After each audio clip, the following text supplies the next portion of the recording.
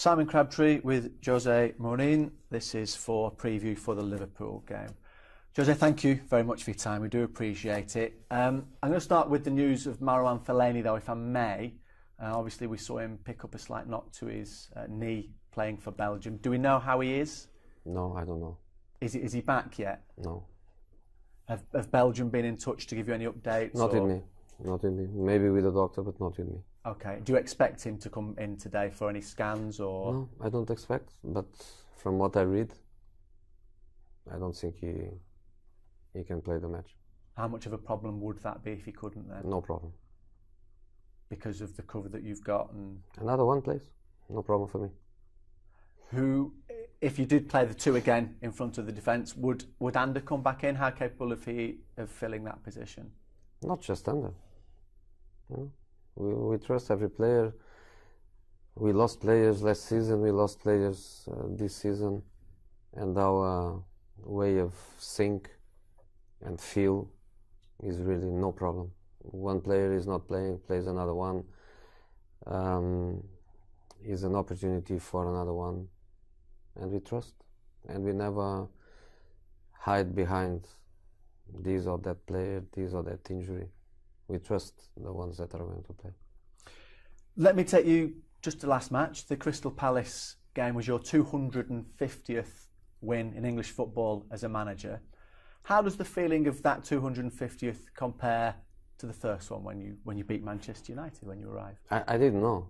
I just know after the match when some journalist told me that, because I'm not good on this kind of stats and numbers, and sometimes I get surprised when you come to me and say this is the match number that, this is the match number this is the victory number.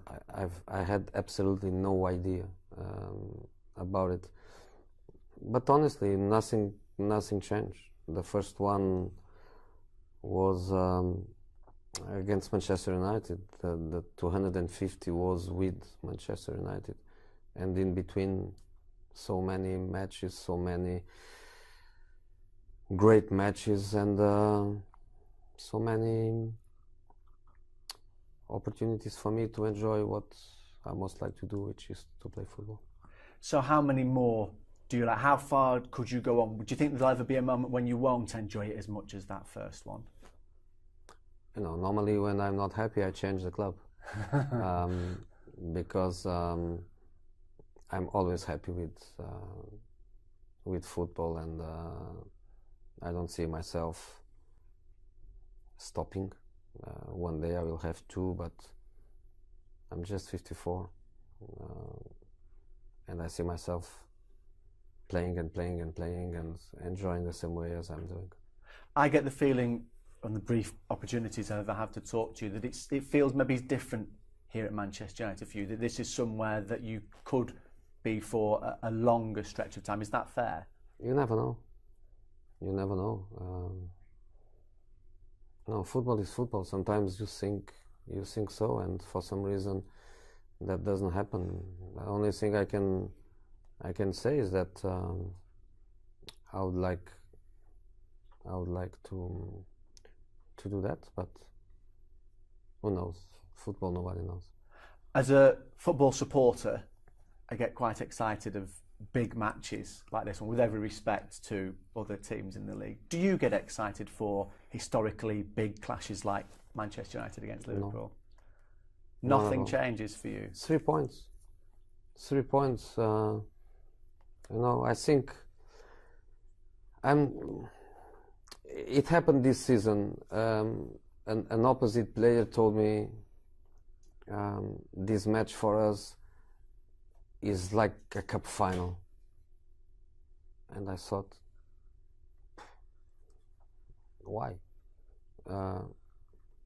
When you are in a big club, when you are a big player, when you are a big manager, every match is important. You cannot look at some matches as cup finals and other matches different than that. For me, every match is a cup final. And I've been like this all the time. Do I like to go to Anfield? Yes, I love. Do I like to play against Liverpool? Yes. I like amazing stadiums. I like the best opponents. But it's not different. The preparation is not different. The way I prepare myself is not different. It's just a match.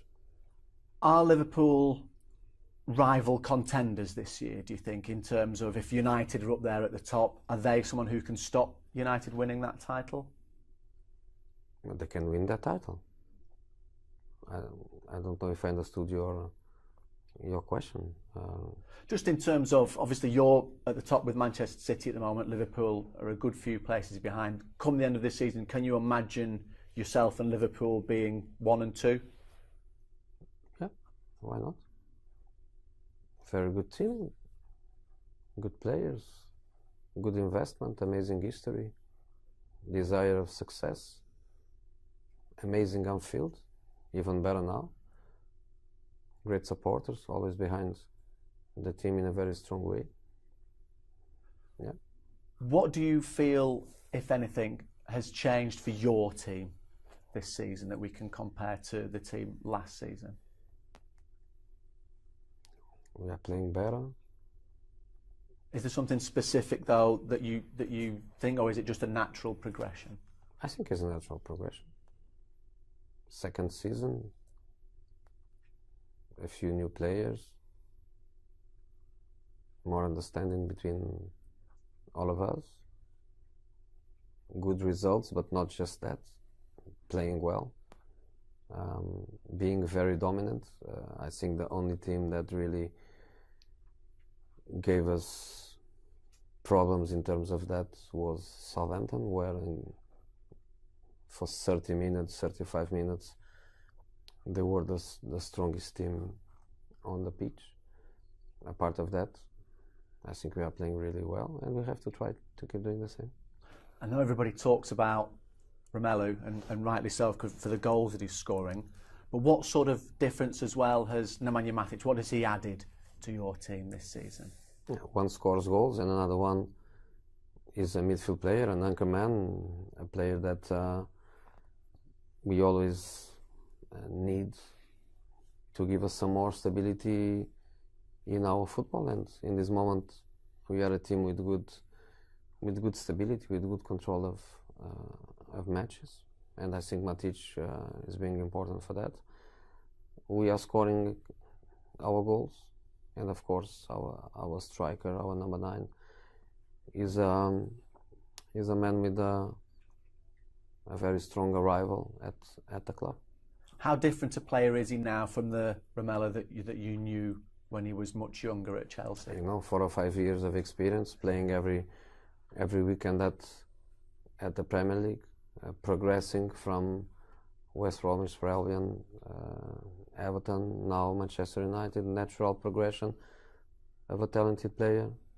Now, obviously, much more mature, much more close to be an ended product. And just finally for me, if I may, whenever we're lucky enough to speak with any of your players, they always talk about not necessarily a love towards you, but certainly a great respect, and they feel that they're learning a lot more than they have anywhere else. Is there a magic or something that you particularly do that gains that trust with players? What is it, do you think, how the players trust you and clearly do love you and respect you? I try to treat them like they deserve.